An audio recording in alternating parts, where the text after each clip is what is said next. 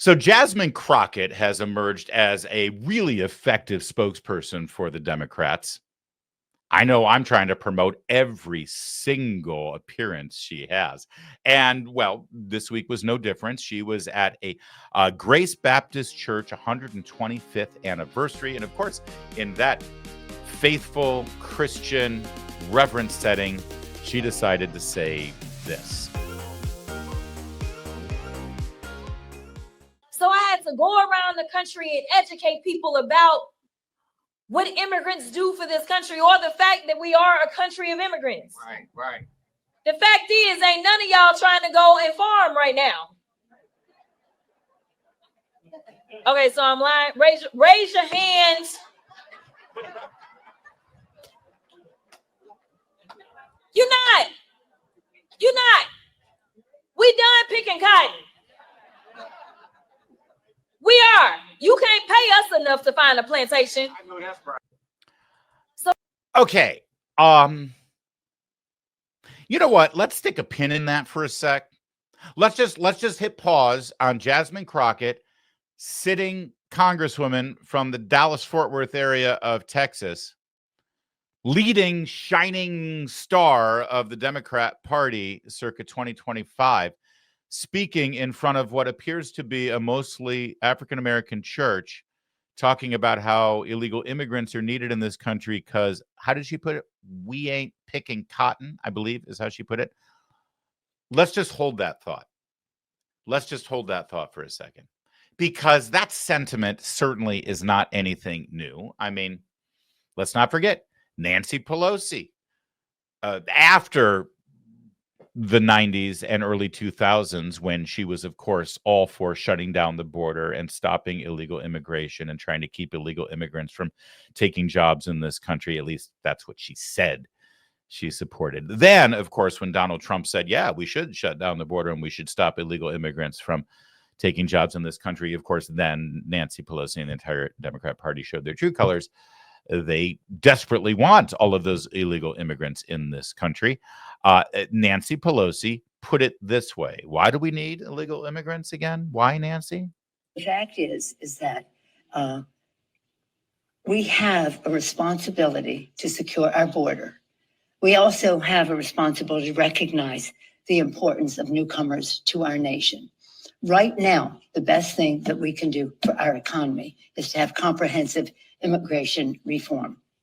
We have a shortage of workers in our country, and you see even in Florida, some of the farmers and the growers saying, why are you shipping these immigrants up north? We need them to pick the crops down here. But that doesn't mean that we don't recognize our moral responsibility as well. When the president, the former, occasional occupant of the White House. Yeah. I do love getting lectured, by the way, by Nancy Pelosi about what our moral obligations are in this country. That's rich. But you heard it there. Yeah. These farmers down in Florida, why are you shipping all these illegal immigrants up there? We need them to pick our crops. You hear this all the time. You hear them, well, not just from elected officials. Let's not forget this beauty from The View, back when the table had a bit of a different makeup of celebrities, but the sentiment is still the same. Kick every Latino out of this country, then who is going to be cleaning your toilet, Donald Trump? Oh, that's no. In the sense that, No. You know what I mean? Like, when I'm saying There's that more jobs to be in LA, they always, but they don't- Latinos are not only the no, only people I didn't mean it doing like that. Come on. No, I would never mean it like that. Okay. Like, I'm not part of this argument with. I think what you're saying is that Trump himself and you said, look out his probably window and relies on a realize lot of this these people that country he's is not insulting. white people. Yeah. I love everybody trying to say, whoa. Hold on a second. But that's exactly what they think. They say it all the time. Pick our crops, wash our dishes, bus our tables, clean our toilets, clean our hotel rooms. Of course, then they'll take it one step further and talk about, building houses and doing construction. But again, all those jobs that you don't want to do, that's hard, right? So we've heard this over and over and over again from the left, where they're openly admitting that they want to exploit cheap, borderline slave labor to do all of these menial tasks that they think are beneath Americans. Meanwhile, by the way, my brother's a plumber. He had a great career. He loved it. Entrepreneur, was able to set his own hours, call his own shots, and he had a skill set that was absolutely in demand. Trust me, his brothers called on him all the time. But for some reason, we're supposed to be so snobby and so elitist that we think these jobs are beneath us. It's for those other people. Say it. It's for those dark people. That's what Democrats will say. And that's why we have to go back to this again. Because, yes, we've heard it from Democrats all the time, but there's something about Jasmine Crockett saying it in this setting, a Southern Baptist church, and saying it in the way that she said it to the audience that was hearing it, all cheering her along, that sort of raises us up to DEFCON level 106. Can we go through Jasmine Crockett's statement one more time now about why it's so important to continue to allow illegal immigrants to come into this country and work outside of the confines of regular employment regulations that include workers' compensation, regular wages, taxes, all those things that the rest of us operate under when we work in America? Why is it they need to be here again, Jasmine Crockett? So I had to go around the country and educate people about what immigrants do for this country, or the fact that we are a country of immigrants. Right. The fact is, ain't none of y'all trying to go and farm right now. Okay, so I'm lying. Raise your hands.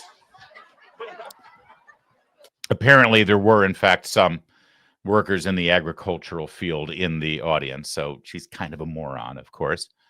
But yeah, no, go ahead, Jasmine. Finish your thought. You're not. We done picking cotton. We done picking cotton. I think there's only one way to understand exactly what Jasmine Crockett is saying here. You see, picking cotton, obviously, is a direct reference to the enslaved Africans who were brought here horrendously on slave ships against their will and kept here in forced chattel slavery until the Civil War, when Americans were willing to die on behalf of their freedom. And yeah, it's true. For 160 plus years now, you're done picking cotton. But you see, apparently Jasmine Crockett believes that cotton still needs to be picked.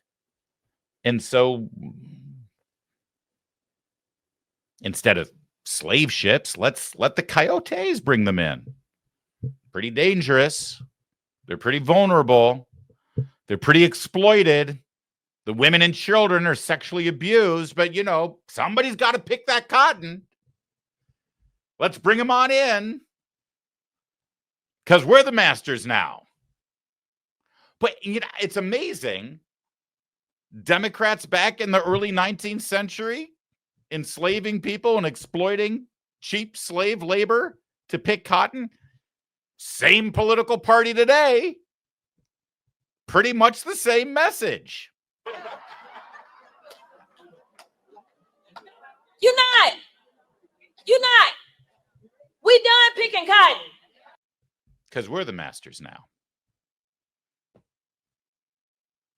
And the best thing about the racism of this party, and inexplicably, the black people in this political party openly expressing their racism, is that, yes, sometimes it's delivered by the Jasmine Crockett's of the world, and sometimes it's delivered by the Princeton professors of the world